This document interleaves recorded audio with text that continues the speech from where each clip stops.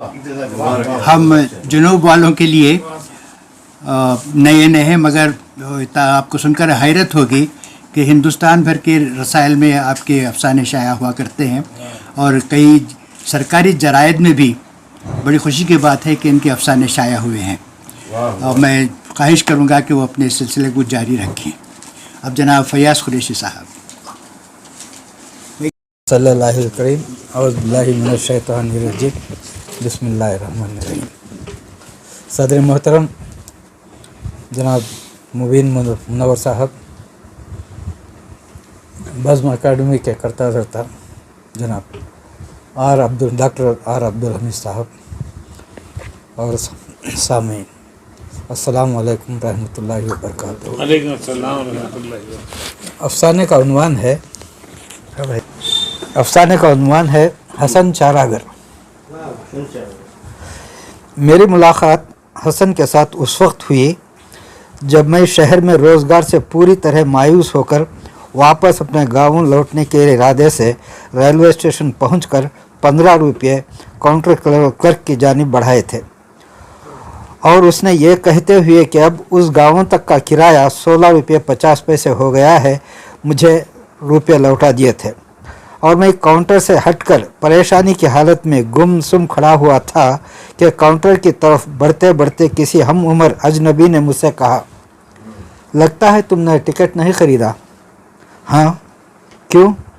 जिस वक्त मैं शहर आया हुआ था उस वक्त मेरे गाँव तक का किराया 15 रुपये था, मगर अब 16 रुपये 50 पैसे हो गया है। फिर वो अजनबी काउंटर की तरफ बढ़े बगैर मेरे करीब आया और कहा, और अब तुम्हारे पास सिर्फ 15 रुपये हैं। फिर उसने पूछा, तुम शहर कब आए थे? कोई 15 दिन पेशतर। क्यों? नौकरी की तलाश में। अब जा क्यों रहे हो? मैं जितने रुपये अपने साथ लाया था वो सब ख़त्म हो गए, बस अब यही 15 रुपये रह गए हैं। फिर उस अजनबी ने मुझे बग़ौर देखते हुए पूछा, तुमने खाना कब खाया था? मैं उसके इस सवाल का जवाब दे न सका। अरे भाई बताओ, इसमें झिझकने की क्या बात है? उसने ये अल्फाज कुछ इस तरह कहे कि मुझे कहते ही बनी, मैं कल से इन रुपयों को बचा रहा हूँ। तो इसका मतलब ये हुआ कि तुम कल से। उसने बात को अधूरी छोड़ दी और कहा, आओ मेरे साथ। कहाँ? मेरे घर। मगर तुम तो सफ़र के इरादे से यहाँ आए हुए हो। हाँ, आया तो था, मगर कोई ख़ास काम नहीं। मैं इस सफ़र को मुलतवी कर सकता हूँ। नहीं, इसकी ज़रूरत नहीं। तुम्हारे पास 1.5 रुपया है तो इनायत कर दो, मैं अपने गाँव चला जाऊँगा और हमेशा तुम्हें याद रखूँगा। अरे भाई, तुम मुझे अपना दोस्त समझो और चले आओ। मुझे शहर आए हुए पूरे 15 दिन बीत चुके थे, मगर इस दौरान मैं किसी से खुलूस व हमदर्दी का एक लफ्ज़ भी सुन न सका था। मैं उस अजनबी को देखता ही रह गया, और वो अजनबी कोई और नहीं हसन था, जिसे आज भी मैं जब याद करता हूँ तो बेचैन सा हो जाता हूँ। गरज हसन मुझे अपने घर ले गया। उसका घर क्या था, एक कमरा था जिसमें वो रहता था। घर पहुँचते ही उसने खाना लगाया। खाने से फारिग होकर मैं सोच रहा था कि इससे 1.5 रुपया तलब करूँ कि हसन ने पूछा, तुम क्या करते हो? मैंने BA फाइनल में पहुंचकर पढ़ाई छोड़ दी। हसन ने मुझे हैरत से देखते हुए कहा, तुमने BA तक पढ़ा है? हाँ। फिर पढ़ाई क्यों छोड़ दी? अब्बा के इंतकाल के बाद मेरी पढ़ाई की जिम्मेदारी के साथ साथ जायदाद की देखभाल चचा ने अपने सर ली थी। चंद माह तक उन्होंने खुश असलूबी के साथ अपनी जिम्मेदारी निभाई, मगर चची की बातों में आकर मुझे मजबूर करने लगे कि मैं पढ़ाई छोड़कर खेती बाड़ी में लग जाऊं। और जब मैंने इनकार कर दिया तो दोनों ने मेरे साथ नौकरों जैसा सलूक शुरू कर दिया। मैं बहुत दिनों तक दोनों का नारवा सलूक बर्दाश्त करता रहा, मगर चचा ने एक दिन कॉलेज की फ़ीस देने से साफ इनकार कर दिया। अब मेरे पास इसके अलावा कोई चारा न रहा कि मैं जायदाद में अपना हिस्सा लूं और अपने पैरों पर खड़ा होने की कोशिश करूं। मैंने उनसे अपना हिस्सा तलब किया। चची ने आसमान सर पर उठा लिया। तैश में आकर चचा ने भरपूर तमाचा मेरे गाल पर रसीद किया और धक्के देकर घर से बाहर कर दिया। तुमने जायदाद के लिए चचा पर मुकदमा कर दिया होता। अगर मेरे पास रुपये होते तो मैं हर कीमत पर अपनी पढ़ाई जारी रखता। इसके साथ ही मेरी आंखें भर आई।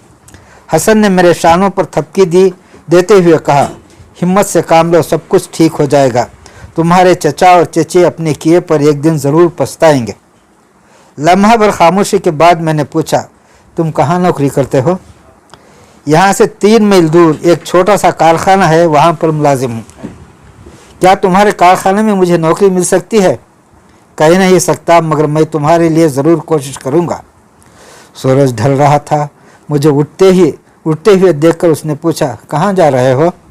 अगर तुम्हारे कारखाने में नौकरी मिलने का यकीन होता तो मज़ीद 1-2 दिन ठहर सकता था, मगर मैं कुछ कहने ही वाला था कि हसन ने कहा, नौकरी मिलने तक तुम इसे अपना ही घर समझो।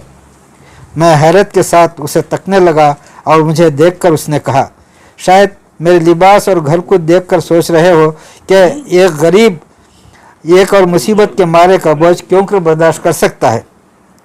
नहीं, ऐसी बात नहीं। तो फिर मैं तुम्हारे लिए बिल्कुल अजनबी हूँ। और मेरी बात को काटते हुए हसन ने कहा, ये अच्छी तरह याद रखो, गरीबी और मुसीबत दोनों मिले जुले रिश्ते हैं। ये रिश्ते एक दूसरे के लिए अजनबी नहीं होते। गरीबी और मुसीबत ने हम दोनों को जोड़ दिया है। मेरी समझ में कुछ नहीं आ रहा था कि मैं उसकी फ़लसफ़ाना गुफ्तगू का क्या जवाब दूं।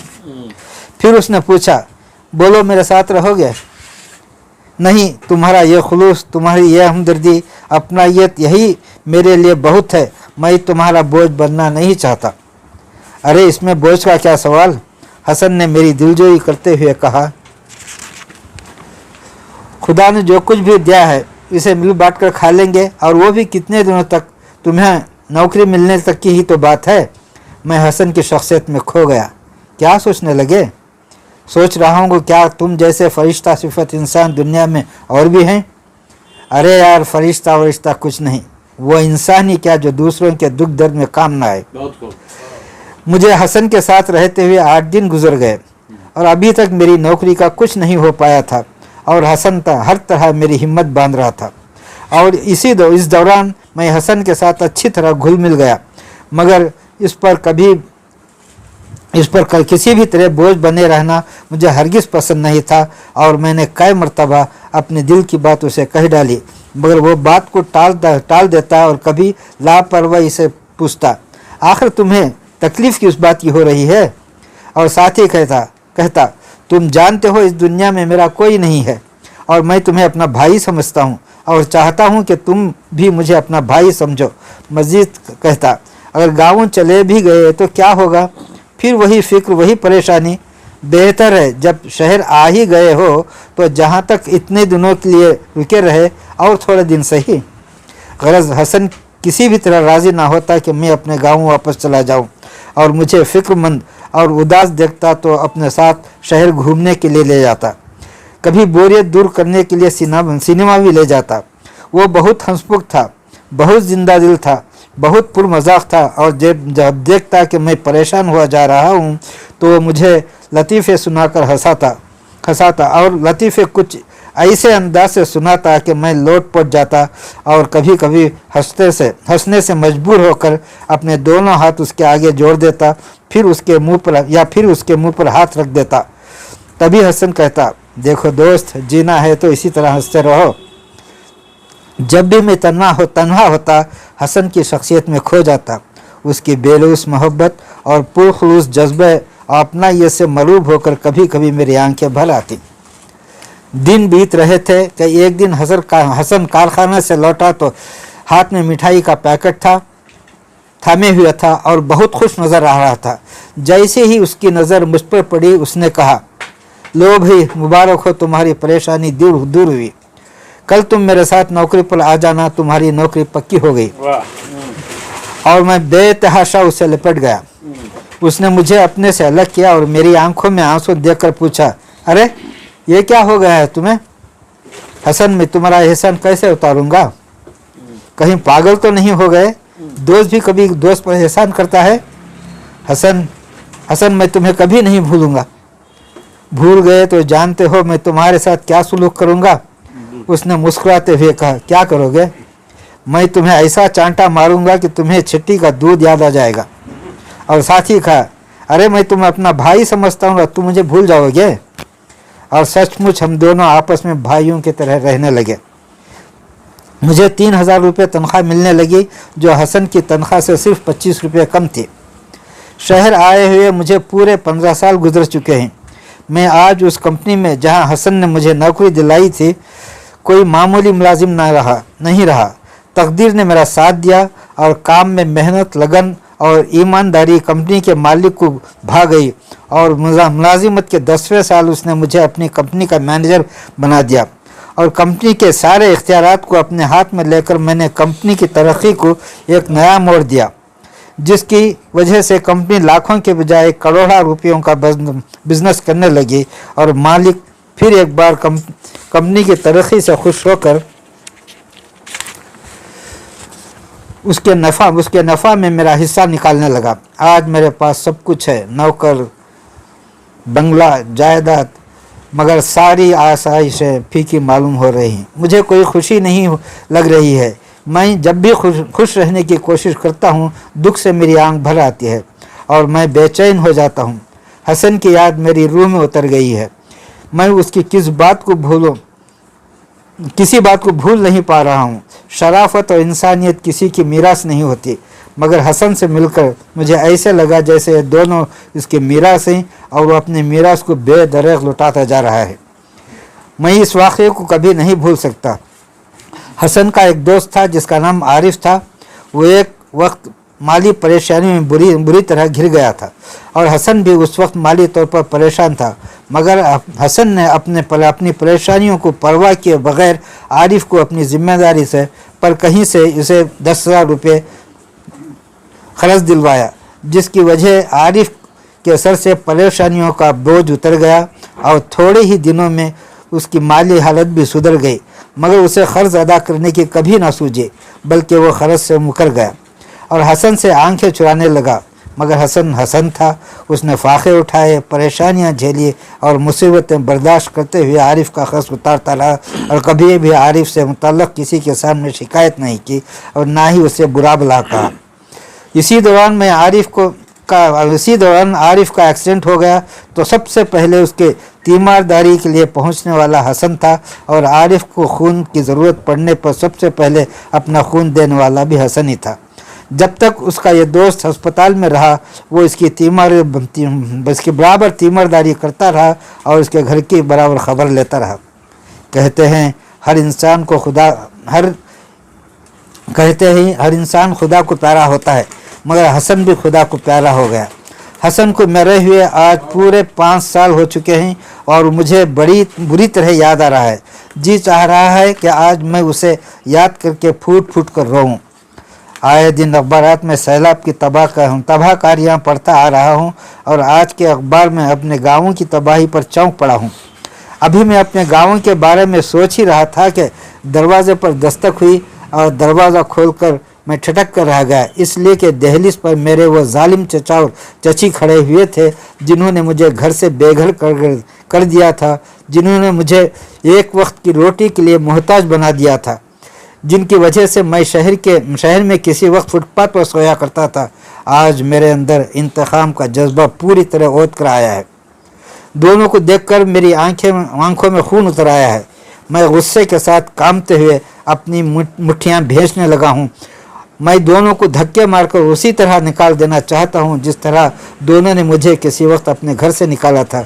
मैंने कुछ कहना ही चाहता था कि मेरे अंदर हसन चिल्ला पड़ा, ये क्या कर रहे हो दोस्त?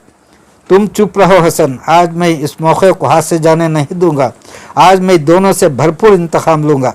मैं भी अपने अंदर चिल्ला पड़ा, नहीं तुम ऐसा नहीं कर सकते, तुम्हें अपनी चचा और चची को पनाह देनी होगी। नहीं हसन, हरगिज़ ऐसा नहीं हो सकता, मैं उन्हें पनाह नहीं दूंगा। मेरे अंदर का हसन मुझे सुनकर यकलख्त मायूस हो गया और उसने धीमी से आवाज़ से कहा, अच्छा दोस्त, तुम अपने अंदर की सुलगती हुई इंतकाम की आग को बुझा लो, मगर आज के बाद मुझे भूल जाओ। अब तुमसे मेरा कोई ताल्लुक़ नहीं, मैं जा रहा हूँ। नहीं हसन, रुक जाओ, तुम नहीं जा सकते, रुक जाओ हसन, रुक जाओ, मुझे तुम अपने से जुदा ना करो। हसन, मैं तुम मेरी अब ज़िंदगी बन गए हो, खुदा के लिए मत जाओ हसन, मैं दोनों को माफ़ कर दूंगा। हसन को मैंने रोक लिया है, उसके साथ ही मेरे अंदर शदीद कश्मकश बल्कि जंग होने लगी है। इस जंग में हसन मेरे लिए ढाल बन गया है। उसने मुझे पूरी मजबूती के साथ थाम लिया है और अब मैं बड़ी खंदा पेशानी के साथ अपने चचा और चची का इस्तकबाल कर रहा हूँ। और जैसे ही मेरे चचा और चची घर के अंदर दाखिल हुए, मुझे लग रहा है कि जैसे हसन मेरे सामने खड़ा मुस्कुरा रहा है।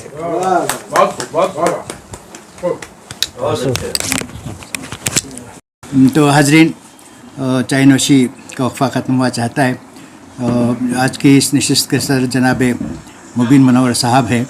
उसूलन आपको मुझसे पहले पढ़ना चाहिए, लेकिन मैं मुझसे पहले आपको इसलिए ज़हमत दे रहा हूँ कि मैंने ख़ास आज की इस महफ़िल के लिए एक सलाम लिखा है, और सलाम के बाद उमूमन कुछ पढ़ा नहीं जाता, इसलिए मैं मुबीन भाई से मुद्दबाना ख्वाहिश करूँगा कि वो अपना कलाम सहमी महसूस करें।